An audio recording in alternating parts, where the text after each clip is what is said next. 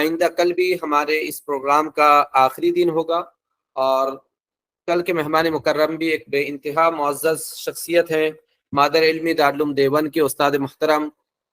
حضرت الاستاد حضرت اقدس مولانا مفتی مزمل صاحب بداعینی دامت برکاتہم۔ ایک بڑی شخصیت ہے جو اپنے علم کے اعتبار سے بھی جہاں بلند مقام رکھتے ہیں، وہیں حضرت اقدس محتمین صاحب مفتی ابوالقاسم نعمانی صاحب دامت برکاتہم کے خلیفہ اجل میں سے بھی ہیں۔ حضرت کی شخصیت بہت بڑی شخصیت ہے۔ حضرت نے اپنے قیمتی اوقات کو فارغ کر کے لیے ہمارے لیے کل کا وقت بھی دیا ہے، تو دعا کریں، اگر اللہ تعالیٰ نے چاہا تو انشاءاللہ کل ہمارا آپ حضرت والا کی خطاب سے بھی مستفیض ہوں گے۔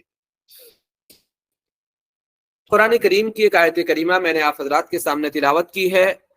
آپ حضرات تو خطاب اور وقتاً فوقتاً باتیں سنتے رہتے ہیں، دراصل مجھے جو عرض کرنا ہے یا اس وقت آپ حضرات کے سامنے جو بات بتانی ہے وہ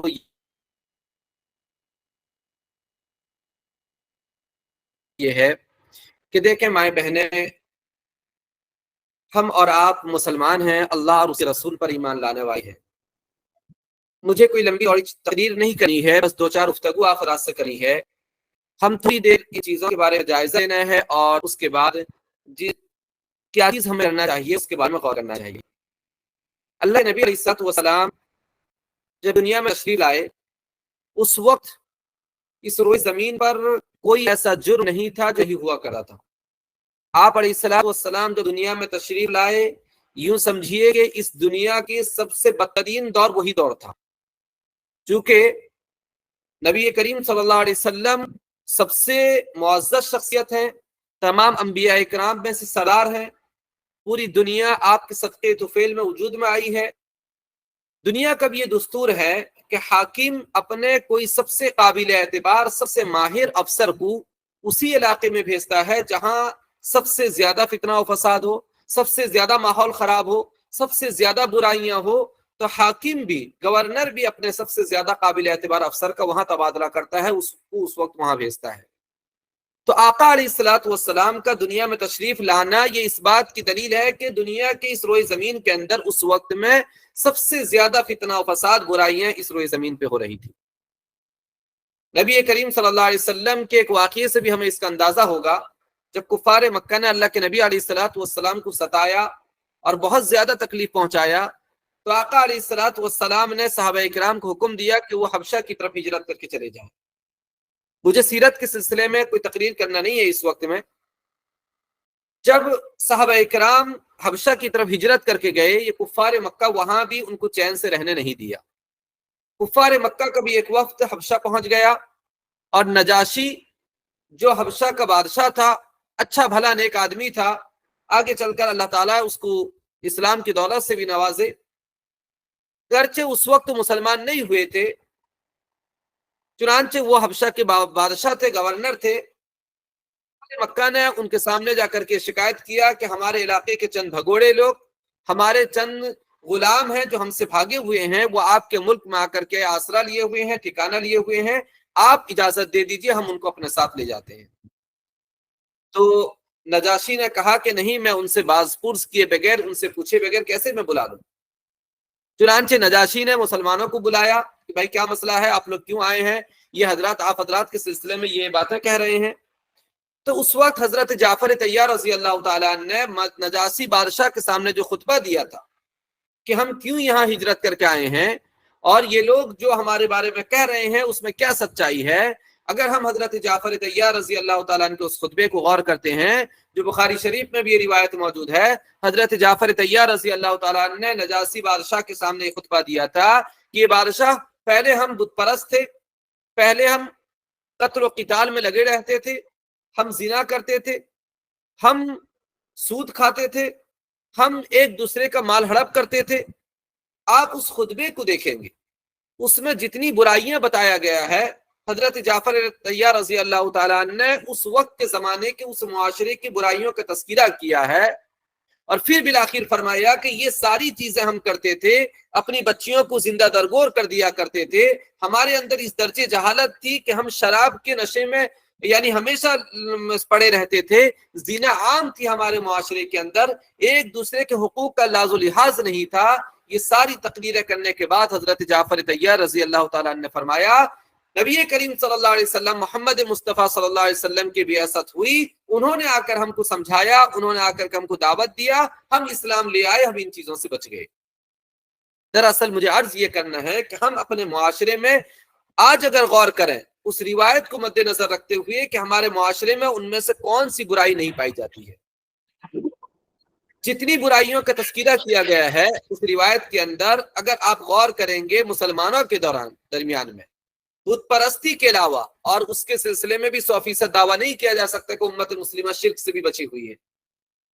پھر بھی اس کے علاوہ تمام برائیوں کے اندر آج امت مسلمہ اس چیز کے اندر ملوث ہے اور پوری امت اس سے دور نہیں ہو پا رہی ہے، اور پھر ہم شکوہ شکایت کرتے ہیں کہ ہمارے پاس حالات ایسے آ رہے ہیں، ہم پوری دنیا میں پریشان ہو رہے ہیں، ہر جگہ ہمارے اوپر ظلم و ستم ہو رہے ہیں۔ یہ تمام چیز اس روایت کو مد نظر رکھیے۔ پھر اس کے بعد قرآن کریم کی جو پہلی آیت کریمہ جو وحی کے ذریعے سے نازل ہوئی ہے، اقرأ بسم ربک الذی خلق، پڑھیے اس رب کے نام سے جس نے تمہیں پیدا کیا ہے۔ ابھی اس وقت میں نماز فرض نہیں ہوئی ہے، ابھی اس وقت میں روزہ فرض نہیں ہوا ہے، ابھی اس وقت میں زکوٰۃ جیسی مقدس عبادت کی بھی فرضیت نہیں ہوئی ہے، حج جیسی عبادت کی بھی فرضیت نہیں ہوئی ہے۔ سب سے پہلی آیت کریمہ جو اس امت کو دیا گیا ہے، سب سے پہلا سبق جو اس امت کو پڑھایا گیا ہے وہ یہی ہے کہ اقرأ بسم ربک الذی خلق، پڑھیے آپ اس رب کے نام سے جو بڑا مہربان نہایت رحم کرنے والا ہے۔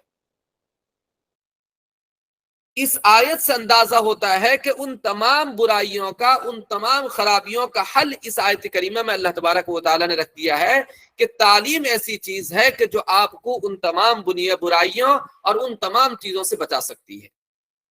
مجھے دراصل یہ عرض کرنا ہے کہ میری مائیں بہنیں، امت مسلمہ کے اندر اللہ کے نبی علیہ السلام سے لے کر کے موجودہ وقت تک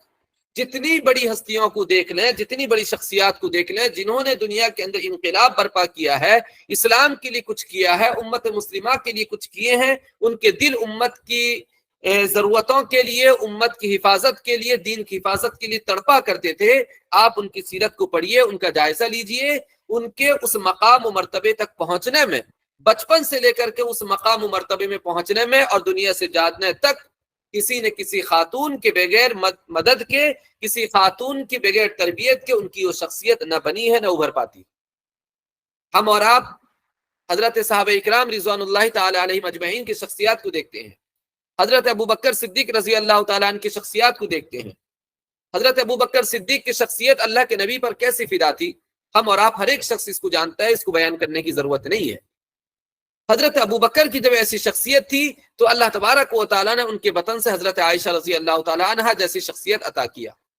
آپ صحابہ اکرام کے زمانے کو لے لیجئے، اس کے بعد کے زمانے کو لے لیجئے، یا موجودہ وقت میں اکابرین امت کو لے لیجئے، کسی بھی شخصیت کو اٹھا کر کے لے لیجئے، ان کی قربانی، وہ مجاہدے اور امت کے لیے جو صبح و شام وہ بھاگتے تھے، دوڑتے تھے، وہ صبر و استقامت کے ساتھ کھڑے تھے۔ اگر ان کی خواتین ان کے ساتھ نہ ہوتی شاید کہ وہ اس کام کو انجام دے پاتے۔ اکابرین کے پڑھیے کہ وہ بھوک کے پیاسے ہوا کرتے تھے، وہ اپنی تمام چیزوں کو پس پش ڈال دیتے تھے۔ حضرت مدنی علیہ رحمہ کے سلسلے میں آیا ہے کہ جب وہ مالٹا کے جیل کے اندر حضرت شیخ الہند رحمۃ اللہ علیہ کے ساتھ تھے، 4 سال کی مدت میں تقریباً ان کے گھر کے 19 یا 20 افراد کا انتقال ہو گیا، اور حضرت مدنی رحمۃ اللہ علیہ اس وقت بھی اس دین کے لیے، اس ملک کی حفاظت کے لیے، اس ملک کے اندر مسلمانوں کی بقا اور حفاظت کے لیے انگریز کے خلاف لڑتے رہے، اسی طریقے سے مزاحمت کرتے رہے، جیلوں کو آباد کرتے رہے۔ اس سے بے فکر ہو کر کے ان کی اولاد کی کیا صورتحال ہو رہی ہے، ان کے گھر والوں کی کیا صورتحال ہو رہی ہے، آپ کو کیا لگ رہا ہے کہ اگر حضرت مدنی علیہ رحمہ کی اہلیہ ان کے بچوں کی ان کے ساتھ نہ دیتے اور وہ بھی ان کے ساتھ یہ قربانیوں کو برداشت نہ کرتے، کیا حضرت مدنی علیہ رحمہ کے لیے یہ چیزیں آسان ہو جاتی؟ اسی طریقے سے دوسرا اکابرین کو ہم لے لیں، جہاں وہ دن کے اندر اسلام کے لیے جاتے تھے، مجاہدہ کرتے تھے، اور رات کے اندر اللہ کی عبادت میں کھڑے رہتے تھے، اس سے بے فکر ہو کر کے ان کے ضرورتیں کیسی پوری ہوگی، وہ اپنی ضرورتوں کو کیسے پوری کریں گے، ساری چیزوں کو پس پش ڈال کر کے اسلام کے لیے آگے لڑ رہے تھے۔ کیا ان کے اس کاوش کے پیچھے ان کے خاندان کے، ان کے عورتوں کے، ان کے بچوں کی محنتیں نہیں ہوگی؟ یقیناً ہوگی، اس کے بغیر نہیں ہو سکتا۔ تبھی اللہ تعالیٰ نے ایسے افراد کے نسل میں بھی ایسی شخصیات کو پیدا کرتا ہے۔ آج ضرورت ہے ایسے افراد کی، یاد رکھیں آج امت کے اندر جو خرابیاں ہیں یاد رکھیں اس کا ایک ہی حل ہے کہ عورتیں اس سلسلے میں اگر توجہ دے دیں اور عورتوں کے اندر تبدیلی آ جائے، ہماری مائیں بہنیں صحیح راہ راست پر آ جائیں تو تبدیلی آ جائے گی، کوئی بعید نہیں ہے، حالات بدل سکتے ہیں۔ اور اگر عورتیں نہ بدلی تو یاد رکھیں چاہے کوئی بھی کوشش کر لیا جائے، اللہ نہ چاہے ایسا ہو، وہ سب لا حاصل رہیں گے، اس کا کوئی اثر ہونے والا نہیں ہے۔ آج اگر ہم ٹھانیں گے، آج اگر ہم عہد کریں گے، آج سے تبدیلی کے بارے میں ہم سوچیں گے اور آج سے تبدیلی کا ارادہ کر کے آگے بڑھیں گے تو یاد رکھیں اس کا اثر آپ کو 20 سال 30 سال کے بعد نظر آئے گا۔ ایسا نہیں کہ آج آپ سوچیں کل حالات بدل جائیں۔ آج آپ عہد کریں گی تو آپ کی تبدیلیاں جب آپ مائیں بنیں گی، جب آپ بڑھاپے کو پہنچیں گی، آپ کے زیر سرپرستی میں زیر تربیت میں بچے ہوں گے، آپ کا چونکہ ذہن بنا ہوا ہوگا، آپ اسلام کے فکر سے یعنی آگاہ ہوں گی، آپ ان کی تربیت صحیح کریں گی، پھر وہ بچے نوجوانی کو پہنچیں گے، تب دنیا کے اندر حالات بدل سکتے ہیں۔ ورنہ اگر ہم اس چیز کو جتنی تاخیر کرتے رہیں گے، ہم اس چیز کے اندر زیادہ کوتاہی کرتے رہیں گے، آنے والے 40-50 سال تک کوئی اچھی امید نہیں رکھنی چاہیے اس صورتحال سے۔ ہمارے آبا و اجداد نے یاد رکھیں اس دین کی حفاظت کے لیے ہم تک جو دین پہنچا ہے یہ ایسے ہی نہیں پہنچا ہے۔ ہم اور آپ کی افسوس کی بات یہ ہے کہ ہم اسلام کو نہ پڑھتے ہیں، نہ سوچتے ہیں، نہ سمجھتے ہیں۔ ہم صبح سے شام تک اپنی زندگی کے مشغلے کے اندر اتنی زیادہ حاوی ہیں کہ ہمیں اللہ کے دین کی فکر ہی نہیں ہوتی ہے۔ دنیا کے اندر آپ سوچیں، اگر معاشرے کے اندر کوئی برائی پیدا ہو جائے، کوئی بیماری آ جائے، کلائمیٹ کے اندر ہوا کے اندر تبدیلی آ جائے، پانی خراب آنے لگے، ایک طبقہ اس سلسلے میں دنیاوی غور و فکر کرتا ہے کہ دیکھو کلائمیٹ چینج ہو رہا ہے، 30 سال 40 سال کے بعد آکسیجن کی کمی ہو جائے گی یا پانی کی قلت ہو جائے گی، سائنس ابھی سے اس پہ غور و فکر کر کے اس کی حل نکال کر کے ہمارے سامنے پیش کرتا ہے۔ تو دنیا والے لوگ تو اپنی ضرورتوں کے سلسلے میں اتنی کوششیں کر رہے ہیں، اللہ کے نبی علیہ الصلوۃ والسلام جو دین ہم کو دے کر کے گئے تھے، اپنے صحابہ کرام کو یعنی قربانیاں دے کر کے، اپنے معزز ہستیوں کو جنگ کے میدان پہ لے کر جا کر کے ان کو قربانیاں پیش کر ہم تک اس دین کو پہنچایا تھا۔ ہم نے اس کے بارے میں غور کیا ہے کون سی بھائی ہمارے معاشرے کا نہیں ہے، ہمارے بچے کدھر جا رہے ہیں کون نہیں جانتا ہے، ہماری بچے کدھر جا رہی ہے کون ماں سے واقف نہیں ہے، اور اگر کوئی کہہ رہی واقف نہیں ہے تو وہ اس کو بیوقوف سے زیادہ کچھ نہیں کہا جا سکتا۔ ہماری بچیوں یہ تانوشنی کا وقت نہیں ہے، لیکن ہر ایک آدمی نہ جائزہ نے کدھر جا رہی ہیں، نہ نماز کی فکر رہتی ہے، نہ دین کی فکر رہتی ہے، نہ پردے کا بھی اہتمام ہے، اور ادھر ادھر کی چیزوں میں ایسی چیزوں کے اندر شامل ہیں کہ دین کے علاوہ ان کو ہر چیز کا علم ہے لیکن دین کے بارے میں کچھ بھی نہیں پتا ہے۔ آپ سوچیں یہ بچیاں جب مائیں بنیں گی اور ان کے زیر سرپرستی میں بچے آئیں گے، وہ ان کی تربیتیں کیسے کریں گی؟ اگر ماں مضبوط ہوگی، اگر ماں دیندار ہوگی، دیندار ہونے کا مطلب یاد رکھیں صرف یہ نہیں ہے کہ ہم نے نماز پڑھ لیا، روزہ رکھ لیا۔ دیندار ہونے کا مطلب یہ ہے کہ آقا علیہ الصلوۃ والسلام نے جس احکام کو، دین اسلام کو اللہ تعالیٰ نے اس دنیا کے اندر کیوں بھیجا ہے، اس مقصد سے آگاہ ہونا اور اس مقصد کو آگے بڑھانے کے لیے فکر کرنا۔ کون ایسی ماں ہے آج جو تڑپ رہی ہوگی کہ میرا بچہ بھی سلطان صلاح الدین ایوبی بنے گا؟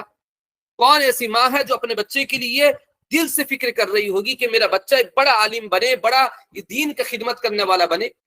ابو بکر صدیق جیسی شخصیت کوئی بنے؟ کون سوچ رہا ہے آج اس بارے میں؟ ہاں، ہر ماں کی خواہش ہوتی ہے کہ میرا بچہ بڑا سے بڑا ڈاکٹر بنے، انجینئر بنے، اس میں کوئی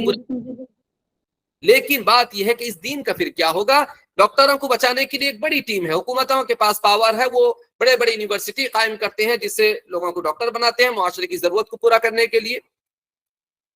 دنیا کے اندر سائنس کی کیسی ترقی ہو اس کے لیے بھی ملک کے بڑے بڑے ادارے ہیں، وہ اس کی فکر کر رہے ہیں، لیکن دین اسلام کا کیا ہو، مسلمانوں کا کیا ہو، ہمارے بچے بچیوں کا کیا ہو، اس کے لیے کون فکر کرے گا؟ خاص کر کے ہم جیسے ملک میں رہ رہے ہیں، ہمارے یہاں تو ابتدائی دور سے جس دن سے ہم نے آزادی لے لیا تھا، یا یوں کہیے کہ جس دن سے اس ملک کے اندر اسلامی حکومت ختم ہو گئی تھی، اسی دن سے اس ملک کے اندر مسلمان اور ان کی دینی ورثہ کی حفاظت ہم اور آپ کی ذمہ داری بنی تھی، اور ہمارے باپ داداؤں نے اس کو انجام دیا ہے۔ ایسا نہیں ہے کہ انہوں نے انجام نہیں دیا ہے، آج پیش آ جا رہی ہے، اسی کی قربانیاں تھی۔ آج ہم اپنے معاشرے میں دیکھیں جو ضعیف لوگ ہیں، جو بزرگ لوگ ہیں، اگر وہ خاتون ہیں تو کم از کم بڑھاپے میں آ کر کے وہ نمازی بن جاتی ہیں، ان کو دین کی فکر ہو جاتی ہے، بیٹھی رہتی ہیں، ہاتھ پہ تسبیحات ہوا کرتے ہیں۔ جو مرد ہوتے ہیں مسجدوں کو آباد کرتے ہیں، لیکن نوجوان نسل کی جو صورتحال ہم دیکھ رہے ہیں، آپ اندازہ لگائیں آج سے 20 سال 30 سال کے بعد یہ نسل جب بڑھاپے کی دہلیز پہ قدم رکھے گی، اس کی کیا صورتحال ہوگی؟ کیا ہم اور آپ اس بات کو یقین کے ساتھ کہہ سکتے ہیں کہ ان کے ہاتھوں میں بھی تسبیحات ہوں گے؟ یہ بھی مسجدوں کو آباد کریں گے یا یہ کہیں اور گم ہوں گے، کسی اور جرم کے اندر مبتلا ہوں گے. یہ ساری چیزیں کسی سے مخفی نہیں ہیں، اس کے مجرم ہم اور آپ سب ہیں. ہم اور آپ اس کو ارتکاب بھی کرتے ہیں اور اس سلسلے میں کوئی غور و فکر کرتے بھی نہیں ہیں. تو یاد رکھیں انہی تمام چیزوں کو مد نظر رکھتے ہوئے عورتوں کے اندر دین کو پھیلنا، دین کو جاننا، یہ اس وقت کا یوں سمجھیے کہ سب سے اہم کام ہے. حضرت مولانا ابو الحسن علی ندوی رحمۃ اللہ علیہ نے اپنی کتاب کے اندر تذکرہ کیا ہے کہ موجودہ وقت کا سب سے بڑا جہاد یہ ہے، اور یہ بات حضرت آج سے تقریباً 20 سال 25 سال پہلے گفتگو کر کے اپنی کتاب کے اندر لکھ کر کے گئے ہیں کہ موجودہ وقت میں سب سے بڑا دین کا کام یہ ہوگا، امت کا سب سے بڑا جہاد یہ ہوگا کہ ہماری نوجوان نسل، چاہے وہ مرد ہو یا خواتین ہو، چاہے وہ لڑکا ہو یا لڑکی ہو، ان کے ذہن و دماغ کو اسلامی فکر سے وابستہ کیا جائے اور ان کے دل و دماغ کے اندر اسلام کی بنیاد، اسلام کی حقانیت کو بیٹھایا جائے. آج اس بات سے دورائے نہیں ہے کہ ہماری بچیاں دن بدن اسلام سے اتنی دور ہوتی چلی جا رہی ہیں کہ چھوٹی موٹی چیزوں کے لیے وہ اسلام سے سودا کر لیتی ہیں. کہ ہم اپنے معاشرے میں نہیں دیکھتے ہیں ایسی کتنی ہماری بہنیں ہیں جو ہماری گھروں سے پرورش پائیں، اچھے دیندار فیملی سے بڑھ کر کے، لیکن والدین کی اور ان کے گھر والوں کی توجہ نہ ہونے کی وجہ سے آج وہ کسی غیر محرم سے نکاح کر کے اس کے ساتھ رہ رہی ہیں. کیا ہم دیکھے نہیں ہیں؟ ان چیزوں کو بیان کرنے کی ضرورت نہیں ہے. اب ہر ایک آدمی ارد گرد اپنے ان چیزوں کا جائزہ لے لے. کتنے لوگ ایسے ہوتے ہیں کہ اگر ایسا واقعہ محلے میں، گاؤں میں پیدا ہو جائے، اس کے بارے میں کتنی فکر ہوتی ہے ہم اور آپ. ایک مسلمان ہونے کے ناطے ہمیں ضرورت اس بات کی تھی کہ ہمیں رات میں نیند نہیں آتی اس طرح کے واقعات پہ کہ ہماری ایک بچی صرف اسلام سے ہاتھ نہیں دھوئی ہے، بلکہ اس کا ایک خاندان، آنے والا ایک نسل اسلام سے دور چلا گیا اور وہ کفر کے دہلیز پہ جا کر کے پڑ گئی ہے. میں اس بات سے ذاتی طور پر اس بات پہ زیادہ نہیں پڑھنا چاہتا کہ وہ پسند سے شادی کی ہے، کیسے سے شادی کی ہے، کیا مسئلہ ہے. مسئلہ یہ ہے کہ وہ اسلام سے چلی گئی ہے. کتنی درد کی بات ہے. اسلام کو ہم ہلکے میں سوچ رہے ہیں. ہمارے ارد گرد میں ہمارا کوئی دشمن، کتنا بڑا دشمن ہو، اس کے تکلیف جب ہوتی ہے، جب اس کے بارے میں سنتے ہیں کہ وہ کوئی سخت بیماری میں مبتلا ہے اور ہسپتال میں بھرتی ہے، ہم چاہے جتنی اس سے لڑائی ہو، جھگڑے ہو، دل کے اندر درد پیدا ہو جاتا ہے. اس کے لیے دعا کرتے ہیں کہ اللہ اس کو شفا دے دے، اس کو اچھا کر دے. یہ چھوٹی سی تکلیف ایک انسانیت کے ناطے ہمارے اندر ہوتی ہے، اور ہمارا کوئی بھائی بہن اسلام سے دور چلا جائے، ہمیشہ ہمیشہ کے لیے اپنے اوپر جہنم کو واجب کر لے. کیا ہمارے اندر یہ درد نہیں ہونی چاہیے؟ اور یہ دن دور نہیں کہ ہم اپنے گھروں میں بھی اگر آج غفلت کی آنکھ سے، نیند سے نہ اٹھیں، تو اپنے گھروں کے اندر بھی ہم ان چیزوں کو دیکھیں گے. اپنے بچوں کو آگے چل کے ان چیزوں کے ارتکاب کرتے ہوئے ہم دیکھیں گے. یاد رکھیں، ہم اگر بچپن کے اندر اپنے بچوں کے دل و دماغ کے اندر اسلام نہ بیٹھائیں، خدا اور اس کے رسول کی محبت، اس کی تعلیمات کو نہ بٹھائیں، تو یاد رکھیں یہ بچے آگے چل کر کے مسلمان رہیں گے یا نہیں رہیں گے، نہ آپ گارنٹی کے ساتھ کہہ سکتے ہیں، نہ ہم گارنٹی کے ساتھ کہہ سکتے ہیں. ہم دنیا سے چلے جائیں گے، قبر میں چلے جائیں گے، اور ہمارے ان بچوں کا ہم آخرت تباہ کر کے جائیں گے، جس کے لیے آخرت میں اللہ تعالیٰ کے سامنے یہ گریہ وزاری کر کے عرض کریں گے کہ یہ پروردگار، ہمارے ان جرموں کی وجہ سے، ہمارے ان برائیوں کی وجہ سے ہمیں تو سزا دیجئے گا، لیکن ڈبل سزا ہماری والدین کو دینا جنہوں نے بچپن کے اندر ہماری صحیح تربیت نہیں کی. تربیت بہت بڑی چیز ہوا کرتی ہے. عورتوں کا ایک بہت بڑی ذمہ داری یہ ہے کہ بچوں کی تربیت کی طرف توجہ دیں، چونکہ اس سے نسلیں سدھرتی ہے، قوم بنتے ہیں. آج جو صورتحال ہم دیکھ رہے ہیں، کہیں نہ کہیں آج سے 20 سال 30 سال پہلے جو ان نسل کی آباد کرنے والی مائیں تھی، ان کے اندر تھوڑی غفلت ہوئی، جس کی وجہ سے آج یہ رزلٹ ہے. اور ہمارے اندر کتنی زیادہ غفلت ہے، اس کا رزلٹ کیا ہوگا وہ تو اللہ ہی جانتا ہے کہ کیسے دور آنے والا ہے اور کیا کیا برائیاں ہونے والی ہیں معاشرے کے اندر. تو اللہ تعالیٰ نے اس دین کو ہمیں عطا کیا ہے، وراثت کے طور پر مل گئی ہے. بہت بڑا اللہ تعالیٰ کا یہ فضل و کرم ہے. ورنہ یاد رکھیں ہم اس لائق نہیں تھے کہ ہم تحقیق کر کے، ہم ریسرچ کر کے اسلام کو قبول کر پاتے. ہم تو پوری زندگی میں قرآن کریم کو صحیح نہیں کر پاتے. آج اللہ نہ کرے اگر ہم کسی ایسے خاندان میں پیدا ہوتے جہاں اسلام کا بول بالا نہ ہوتا، کیا لگ رہا ہے کہ ہم ریسرچ کر کے، کتابیں پڑھ کے اسلام کی طرف آ جاتے؟ تو یہ اللہ کا کتنا فضل تھا کہ ہم مانگے بغیر اللہ تعالیٰ نے ہمیں ایسے خاندان میں، ایسے گھر میں پیدا کیا جہاں ہمیں اسلام مل گیا. اب اللہ نے جب اپنے فضل و کرم سے ہمیں اسلام دے دیا ہے، تو ہماری زندگی بس ذمہ داری بنتی ہے کہ ہم اس نبی کے تعلیمات کو اپنے لیے حاصل کریں، اس نبی کے دین کی تھوڑی سی فکر کریں.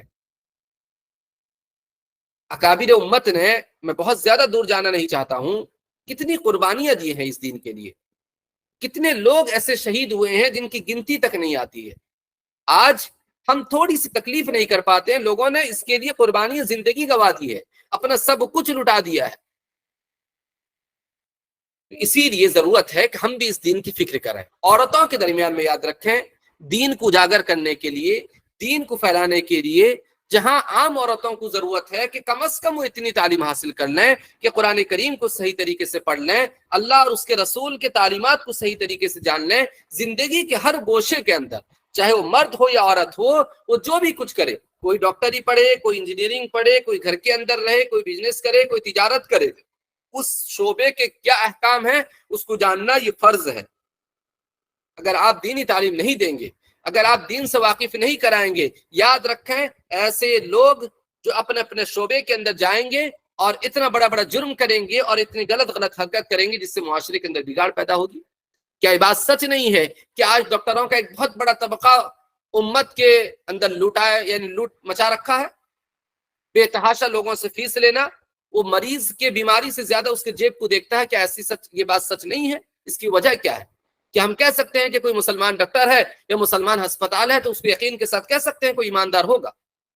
کیا اس بات کے اندر سچائی نہیں ہے کہ کتنے ایسے لوگ ہیں جن کے معاملات کیسے ہیں اور کن کن برائیوں کے اندر اپنے شعبے کے اندر وہ رشوت سے پاک ہوں گے، حرام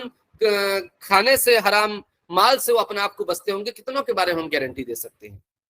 تو آج تو یہ صورتحال ہے، اور 10-20 سال کے بعد سوچیں کیا صورتحال ہوگی. ہم سب فکر مند رہتے ہیں کہ ہمارے بچے کو اچھا تعلیم حاصل کرائیں گے. یاد رکھیں آپ ضرور اچھی تعلیم حاصل کرائیں. امت کے اندر، مسلمانوں کے اندر ہر طرح کے لوگوں کی ضرورت ہے، تبھی یہ قوم ترقی کر سکتی ہے. لیکن سب کے ساتھ ساتھ اس کو مسلمان ضرور بنانا. اس کو یہ بات ذہن میں رہی کہ دنیا کے کسی گوشے میں بیٹھ جائے، وہ کل چل کر کے وہ کہیں کا پریسیڈنٹ بن جائے، کسی بڑے سے بڑے ہوٹل، جب وہ کھانا کھانا جائے تو سب سے پہلی نگاہ اس کی اس بات میں پڑے کہ وہ کھانا حلال ہے یا حرام ہے، اس میں کوئی حرام غذا تو نہیں آئی ہے. جب اس کے سیلری آئے، جب وہ کمائی کرے، جب اس کے پاس مال آئے تو جائے اس سے کہ اس کے کتنے آ رہے ہیں، کہاں سے آ رہے ہیں، پہلی نگاہ اس بات پہ جانی چاہیے کہ وہ حلال ہے یا حرام ہے. اسی طریقے سے زندگی کے ہر گوشے کے اندر اللہ اور اس کے رسول کی تعلیمات اگر دل و دماغ کے اندر آ جائے اور صحیح طریقے سے ہم اس کو سینے سے لگا لیں تو یاد رکھیں امت کے حالات بدل جائیں گے، اللہ تعالیٰ کی مدد آ جائے گی اور ہم اور آپ بہت ساری مصیبتوں سے خود بخود نکل جائیں گے. تو اسی لیے میں عرض یہ کر رہا تھا کہ عورتوں کو ہمیں اللہ تعالیٰ نے زندگی عطا کیا ہے، اللہ تعالیٰ نے ہمیں موقع عطا فرمایا ہے. کب تک زندگی ہے کوئی نہیں جانتا ہے. کب ہمارے بارے میں بھی اعلان آ جائے مسجد کے اندر کہ فلاں کی لڑکی، فلاں کی بیوی، فلاں کی امی دنیا سے چلی گئی، ان کا جنازہ اتنے بجے ہے. بس یہ ایک داستان ہے، پتہ نہیں کب یہ اعلان آ جائے اور ہماری زندگی ختم ہو جائے. اور ہماری زندگی ختم ہونے کے بعد ہم اللہ کے سامنے جائیں گے مسلمان ہونے کے ناطے، بلکہ یہ حقیقت ہے، اس میں کوئی دو رائے نہیں ہے. اللہ تعالیٰ تو یہ پوچھے گا نا کہ بیٹی ہم نے تمہیں 60 سال، اللہ تعالیٰ تو ہم سے یہ پوچھے گا کہ ہم نے تم کو 60 سال 70 سال یا اتنی مدت تک زندگی دیا، تم نے تو سب کچھ حاصل کیا، ہر زبان پڑھ لیتے تھے، سب کچھ پڑھ لیتے تھے، میرے قرآن کو بھی کبھی کھولا تھا، اس کو کیسے پڑھ رہے تھے،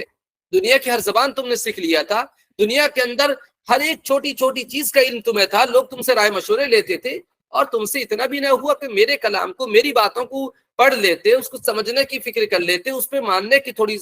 غور و فکر کر لیتے.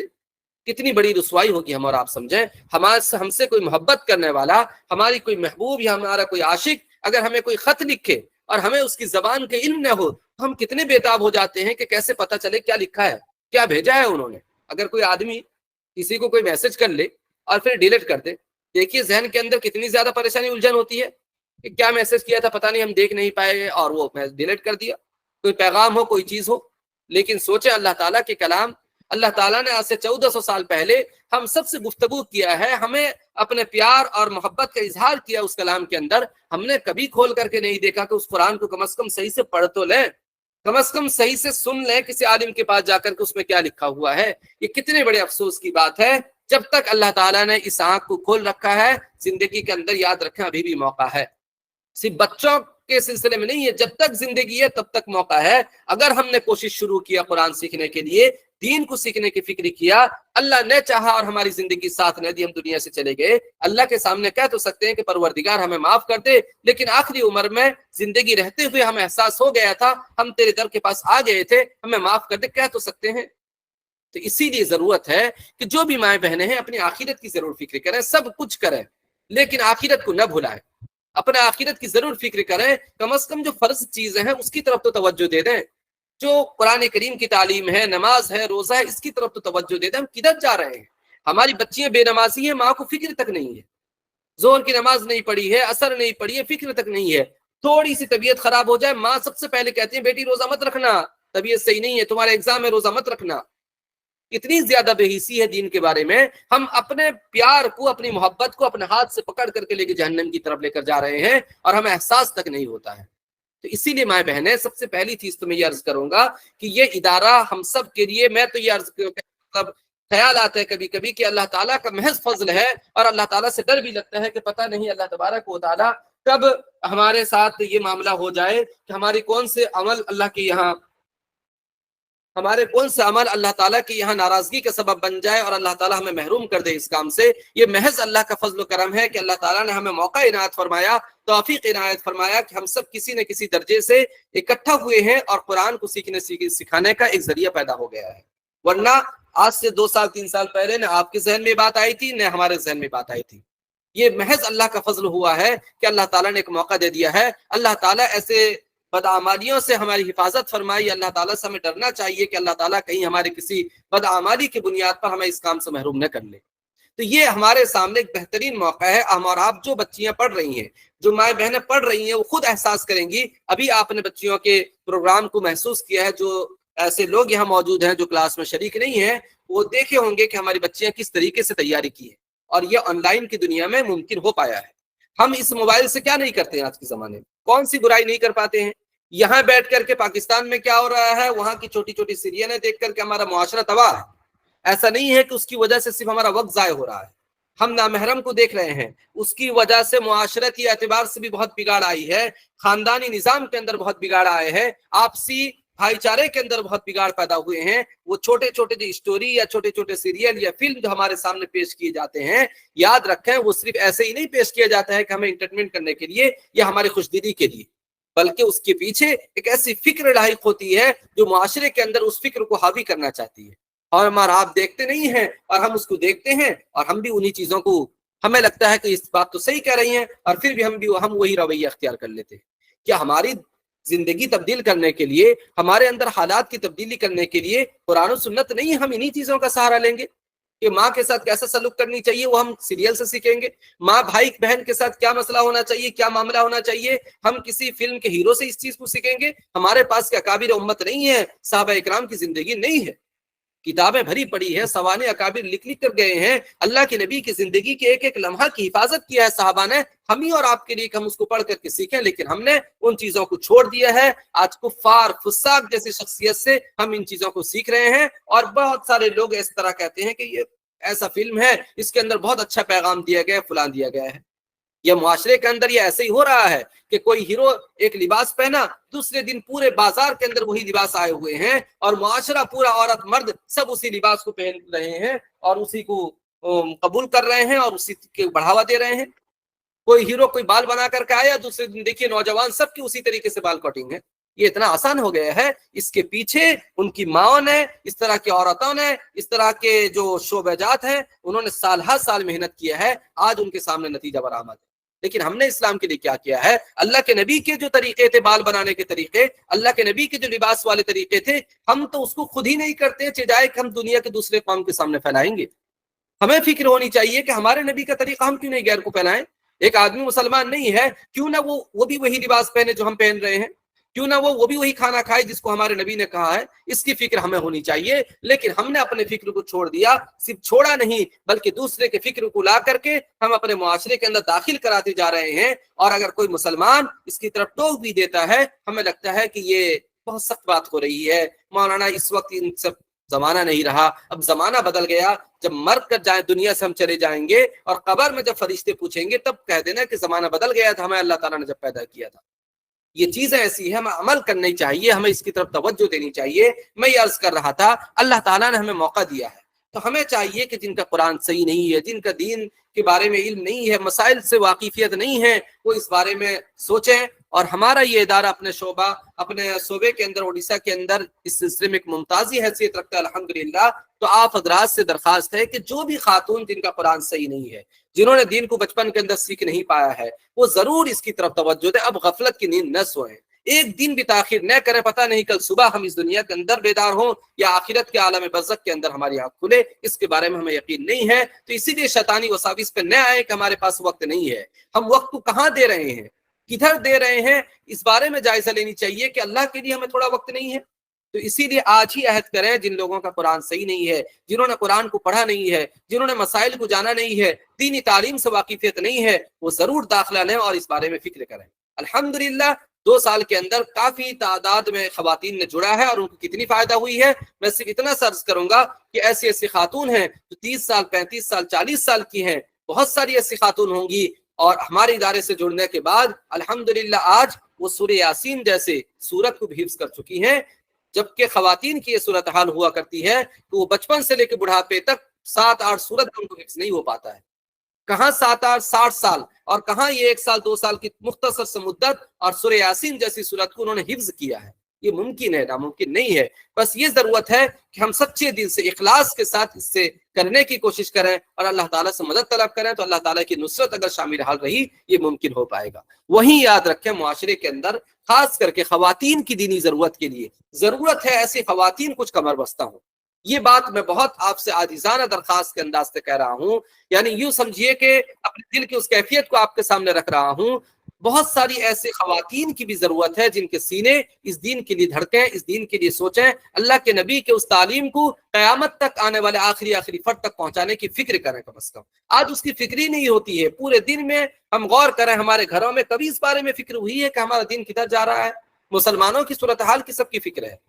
مسلمانوں کی زندگی کیا ہے، 50 سال 60 سال، اور مسلمان کے اسلام کے بغیر ٹکے رہ جائیں گے؟ مسلمانوں کی کامیابی کو اللہ تعالیٰ نے دین اسلام میں رکھا ہے، اسلام اور ایمان پہ رکھا ہے۔ اسلام اور ایمان سے مسلمان ہٹیں گے وہ ناکام ہوں گے، چاہے کچھ بھی ہو۔ ایک واقعہ میں عرض کروں گا، پھر اس کے بعد اگلی بات عرض کروں گا۔ حضرت سلطان صلاح الدین ایوبی رحمۃ اللہ علیہ نے جب مسجد اقصی کو فتح کیا تھا، آپ تاریخی اعتبار سے دیکھیں گے اس وقت کے زمانے کو، حضرت عمر رضی اللہ تعالیٰ عنہ کے مسجد اقصی کو فتح کرنے کے بعد تقریباً 600 سال تک وہ مسجد مسلمانوں کی حکمرانی میں رہی، لیکن مسلمانوں کے آپسی اختلافات، دور اندیشی نہ ہونے کی وجہ سے، غفلت کی وجہ سے، سستی کاہلی کی وجہ سے اللہ تعالیٰ نے اس نعمت کو چھین لیا۔ بالآخر یوں ہوا کہ 1089 عیسوی کے اندر وہ مسجد مسلمانوں سے چھن گئی اور عیسائیوں کے قبضے میں چلی جاتی ہے، اور وہ حالات ایسا ہو جاتا ہے اس وقت زمانہ، ایسا لگتا ہے کہ اسلام کا گویا کہ نام و نشان مٹ جانے والا ہے، مسلمان مٹ جائیں گے۔ دنیا نے یوں کہا کہ اب مسلمان اس خطے سے ختم، اللہ کے نبی چلے گئے، صحابہ چلے گئے، تابعین کا دور چلا گیا، خلافت کا دور چلا گیا، اب یہ قوم سنورنے والی نہیں ہے، اس قوم کا وقت ختم ہو چکا ہے۔ پوری دنیا کو ایسے ہی لگا، پوری قوم بکھری پڑی ہے، کوئی حاکم نہیں، کسی کی بات ماننے کو تیار نہیں، سب آپسی چھوٹے چھوٹے مسئلے کے اندر اس طریقے سے الجھے ہوئے ہیں کہ دشمن ہر خطے کو اپنے قبضے پہ لیتے جا رہے ہیں، اور مسلمانوں کی یعنی یوں کہیے کہ وبال اور مسلمانوں پر مصیبت دن بدن بڑھتی چلی جا رہی تھی۔ اس کے بعد ایک فرد پیدا ہوتا ہے 30-40 سال کے بعد، حضرت سلطان صلاح الدین ایوبی۔ اس سے پہلے ان کے خاندان کے اندر 2 اور فرد پیدا ہوتے ہیں۔ انہوں نے اپنی زندگی میں عہد کیا کہ اس مسجد کو ہم فتح کرائیں گے۔ چنانچہ سلطان صلاح الدین ایوبی سے پہلے جو خلیفہ تھے سلطان عماد الدین، انہوں نے تو مسجد اقصی کے ممبر کے لیے، یعنی مسجد اقصی کے اندر جو ممبر بنے گا، جو مسجدوں کے اندر ہوا کرتا ہے، ایک ممبر تیار کیا اور اس کو لے کر کے چلا کرتے تھے کہ میں مسجد کو فتح کروں گا اور اس کے اندر اس کو لے کر کے رکھوں گا۔ لیکن ان کی یہ محنت اور کوشش کامیاب نہیں ہوئی۔ اس سے پہلے کہ وہ مسجد کو فتح کرتے وہ دنیا سے چلے گئے، لیکن ابھی بھی حالات ایسے ہی ہیں تقریباً۔ اس کے بعد حضرت سلطان صلاح الدین ایوبی کے ہاتھ پہ اقتدار آتا ہے، اور وہ بھی یہی ارادہ کرتے ہیں کہ اس مسجد کو میں فتح کروں گا۔ چنانچہ انہوں نے بھی حساب لگایا کہ اتنی بڑی مسلم ممالک ہے، اتنی بڑی فوج ہمارے پاس، اتنی بڑی تعداد ہے، تو اگر ہم سب جیسے آج ہم حساب کرتے ہیں کہ اتنے مسلم ممالک ہیں، ہمارے پاس اتنے ہتھیار ہیں، فلاں چیز ہے، اگر مسلمان آج بھی ایکتا ہو جائیں گے ایسا کر لیں گے۔ اسی طریقے سے سلطان صلاح الدین ایوبی نے بھی سوچا،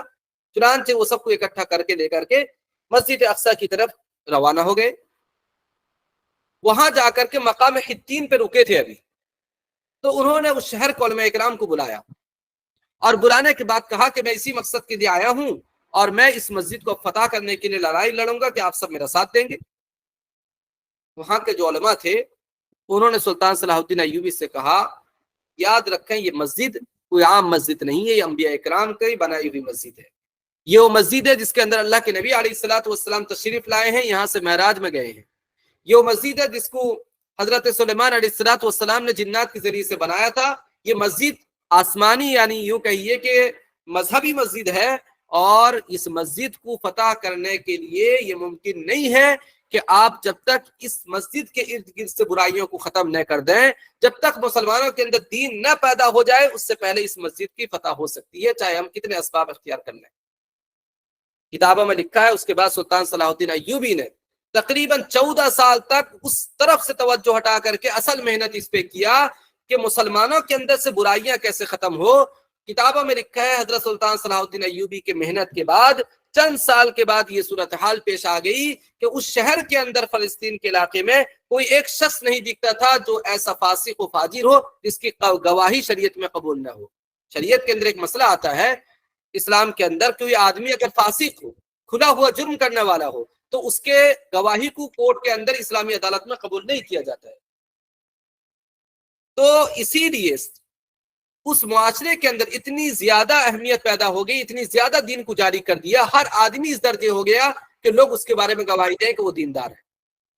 اس کے بعد حضرت سلطان صلاح الدین ایوبی آگے بڑھے اور مسجد کو فتح کیا، اس تفصیل پہ میں بیان کرنا نہیں چاہ رہا ہوں۔ تو میں یہ عرض کر رہا تھا کہ ضرورت ہے کہ ہماری خواتین کے اندر ایسی بندیاں پیدا ہوں، ایسی بچیاں پیدا ہوں جو اسلام کے لیے کمر بستہ ہوں، معاشرے کے اندر، گھروں کے اندر جو برائیاں ہیں، محلے کے اندر جو برائیاں ہیں، عورتوں کے اندر کیسے دین آئے اس کے بارے میں فکر کریں، اور اس فکر کے لیے ضروری ہے وہ اسلامی علوم سے وہ آراستہ ہوں، دینی علوم سے آراستہ ہوں، قرآن و سنت سے آراستہ ہوں، یعنی جس کو ہم اور آپ اپنی زبان میں کہتے ہیں ایک کامل عالمہ بنے،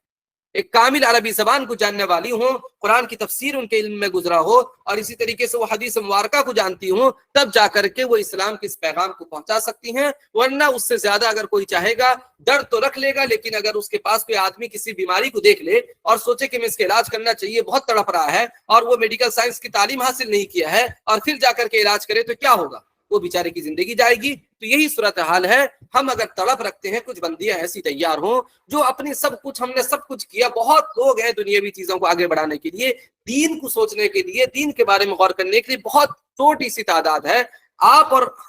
ہماری اور آپ کی ضرورت ہے کہ ہم آگے بڑھیں اور اس ذمہ داری کو اپنے کندھے پہ لیں اور امت کے اس بوجھ کو اپنے کندھے پہ لے کر کے امت کی ضرورت پوری کریں۔ تو میں یہ عرض کر رہا تھا کہ ساری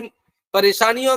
کے باوجود، یعنی یہ ساری سہولتیں موجود ہیں آج کے زمانے میں، ہم گھر میں رہ کر کے اپنے دوسری طرح کی تعلیم کو جاری رکھتے ہوئے ہم دینی علوم یا یوں کہیے کہ عالمہ کا کورس بھی کر سکتے ہیں۔ الحمدللہ ہمارے اس ادارے کے اندر گزشتہ 1 سال سے جاری ہے۔ ابھی آپ لوگوں نے دیکھا وہ بچیاں کتنے بہترین انداز سے تقریر آپ کے سامنے پیش کی، مکالمہ پیش کیا، جس کا جب یہ 4 سال 5 سال کے بعد مکمل عالمہ بن جائیں گی انشاءاللہ، اللہ کی ذات سے امید ہے یہ اپنے محلے کے اندر کیسے لوگوں کو مسائل کا علم ہو، کیسے لوگ دین سیکھیں، اس بارے میں ضرور فکر کریں گی۔ تو آپ میں سے کچھ افراد ضرور تیار ہوں، 10-15 لوگ تو کم از کم نکلے، ہر محلے سے، ہر گاؤں سے ایک خاتون تو ہو کہ کوئی عورتوں کی دین کی ضرورتوں کی فکر کرے۔ ایک مرد کو جا کر کے عورتوں پہ کام کرنا بہت مشکل ہوتا ہے، ہم اور آپ اس کی کوشش کرتے رہتے ہیں، لیکن ہم جانتے ہیں کتنا مشکل ہوتا ہے کہ عورتوں کے اندر جا کر کے کسی مرد کا بیان کرنا، اس کے لیے ترتیب بنانا، لیکن اگر ایک خاتون ہو وہ آسانی کے ساتھ اس چیز کو کر سکتی ہے۔ تو اسی لیے ضرورت ہے کچھ عورتیں ضرور تیار ہوں کہ وہ عالمہ بننے کا اپنے لیے عہد کریں،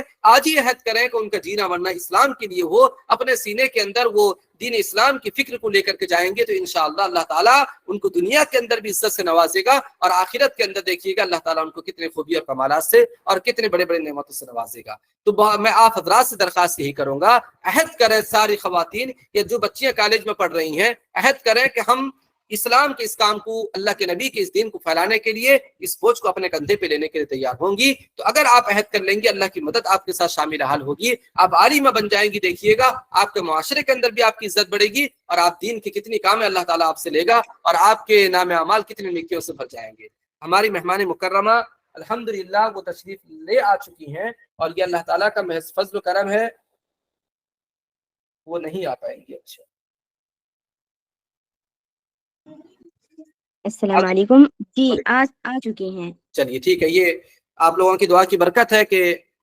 اللہ تعالیٰ نے موقع دیا ہے۔ ابھی انشاءاللہ ان کی تفصیلی خطاب ہوگی. مجھے چونکہ علم نہیں تھا وہ آئیں گے اور ان کی تاخیر کی وجہ سے میں گفتگو کو طویل کر دیا. بس آپ حضرات سے یہ درخواست ہے کہ آپ حضرات تاخیر نہ کریں, کوتاہی نہ کریں, بلکہ جو بھی پڑھنا چاہ رہی ہیں, جو بچیاں ہیں 10ویں سے اس سال فارغ ہو رہی ہیں, یا انہوں نے تعلیم حاصل مکمل کر لیا ہے, یا تعلیم نہیں بھی کی ہے, اللہ کے دین کے لیے تھوڑی سی سوچیں اور اپنا ایڈمیشن کرائیں, عالمہ بننے کا عہد کریں. پھر دیکھیے گا اللہ تعالیٰ ان کی زندگی میں کتنے انوارات و برکات سے ان کو نوازے گا اور ان کو کتنے فائدے ہوں گے. اور جو خواتین کا قرآن صحیح نہیں ہے, دین نہیں سیکھی ہے, ان کے لیے بھی بہترین موقع ہے یہ القرآن ایجوکیشن سینٹر کہ وہ اس کے سے رابطہ کریں اور جڑیں. میں کئی بار اعلان کر چکا ہوں, اگر فیس نہیں ہے اس کے بارے میں فکر مند بالکل ہونے کی ضرورت نہیں ہے, آپ اس کی اطلاع کر دیں گی. اور ویسے بھی بہت معمولی فیس رکھا گیا ہے تاکہ آپ سب خواتین اس کو پڑھ لیں, سیکھ لیں, کچھ ہم اپنا آخرت بنا لیں. آپ سب سے درخواست ہے کہ اپنے گھر میں, اپنے بہنوں میں, اپنی بھابھیوں میں, اپنے دوستوں میں جو بھی خاتون نہیں پڑھی ہے, جیسا کہ آپ نے مکالمے سے دیکھا کہ کتنے زیادہ اچھے معاشرے کا اثر ہوتا ہے,